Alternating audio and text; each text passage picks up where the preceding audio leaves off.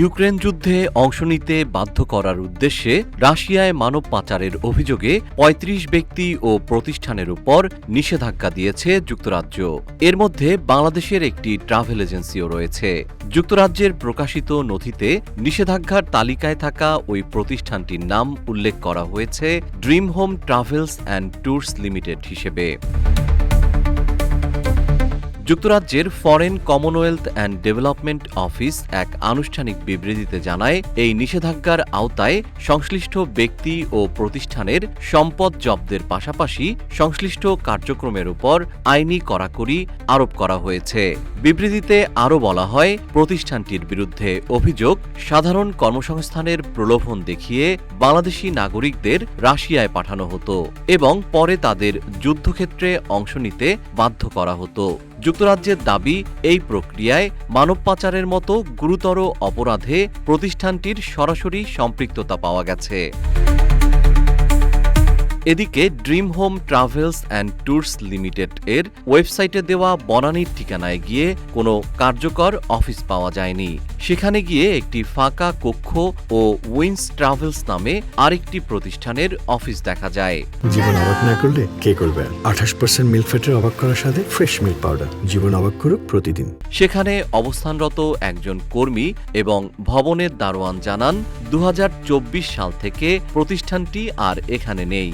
আপনারা দেখতে পাচ্ছেন না, আপনারা দেখেন, আপনারা দেখছেন না, আপনারা তো আসছেন ঘুরে দেখলেন না, থাকলে সাইনবোর্ড থাকতো, অফিস থাকতো না, আপনারা দেখেন নাই তো এখানে। আমি তো বললাম তা চলে গেছে অনেক আগে, আমাদের আগে চলে গেছে। 24 সালে ওই যে অভ্যুত্থান হইলো ওই সময় চলে গেছে। এখন ওরা কোথায় আছে একটু বলতে পারবেন? না তা আমরা কিভাবে বলবো জানি না, ওদের সাথে আমাদের কোনো কানেক্ট নেই। ওই আন্দোলনের বেলা গেছে, ওই যে অসহায় আন্দোলন হয়েছে না নির্বাচনের আগে, ওই 5ই আগস্ট। হ্যাঁ, কেন চলে গেছে? চলে গেছে তার ব্যবসা বাণিজ্য যাবো। ওই সাইনবোর্ড কোথায়? ওই সব তুলে হয়ে গেছে, সাইনবোর্ড হয়ে গেছে। অন্যদিকে কাস্টমার সেজে প্রতিষ্ঠানের ওয়েবসাইটে থাকা মোবাইল নম্বরে যোগাযোগ করা হলে এক নারী কল রিসিভ করেন, তবে তিনি বর্তমান ঠিকানা দিতে রাজি হননি। Hello, dream home travels. জি, যে আপনাদের লোকেশনটা একটু জানতে চাচ্ছিলাম। আপনি কোথা থেকে বলছেন? যে আমি বনানী থেকে বলছি। কে বলছিলেন?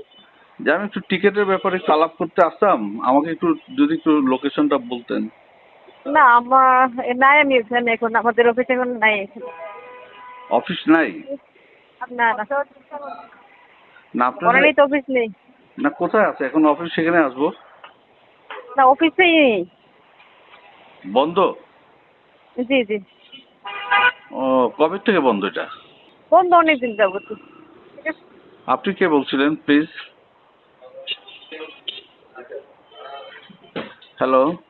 এ ধরনের প্রতিষ্ঠানের প্রতারণামূলক বিজ্ঞাপনের ফাঁদে পা না দেওয়ার জন্য পরামর্শ দিয়েছেন সচেতন মহল। জিএম শিহাব, রূপালী বাংলাদেশ।